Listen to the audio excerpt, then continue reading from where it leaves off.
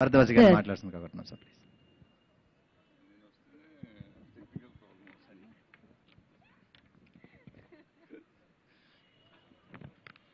అందరికీ నమస్కారం.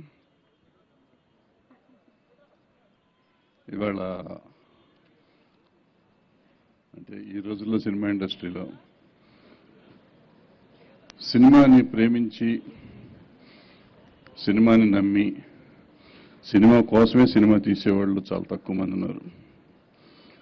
అందులో ప్రథముడు దిల్ రాజు, నాకు తెలిసి ఇప్పుడున్న వాళ్ళల్లో. రెండోవాడు మా బెక్కం. ఫార్చునేట్గా వాళ్ళిద్దరూ కలిసి వాళ్ళ ఈ సినిమా చేస్తున్నారంటే అక్కడే సక్సెస్ ఉంది. ఆ తర్వాత నేను ఇక్కడికి వచ్చేదాకా తెలియదు ఈ సినిమాలు ఎవరున్నారు. అనుకోకుండా ఇక్కడ నోయల్, అశ్విన్, శేఖర్ చంద్ర వీళ్ళంతా నా ఫ్యామిలీ మెంబర్సే. వాళ్ళంతా ఈ సినిమాలో అసోసియేట్ అయినందుకు చాలా సంతోషంగా ఉంది. ఈ మధ్యకాలంలో నాకు పరిచయమైన మనిషి ప్రసన్న. 2-3 సార్లే కలిసి ఉంటాను నేను. బట్ ఆ ఫస్ట్ టైం మీటింగ్ నుంచి అతనికి నాకేదో అవినాభావ సంబంధం ఉన్న ఫీలింగ్ ఉంటుంది.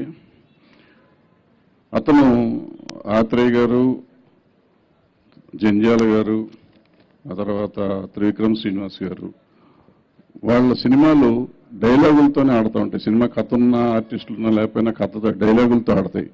అలా ఆడించగలిగిన కెపాసిటీ ఉన్న ఫ్యూచర్ రైటర్ ప్రసన్న నాకు కనపడ్డాడు.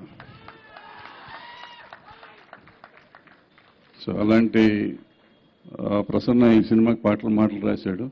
ఈ భాస్కర్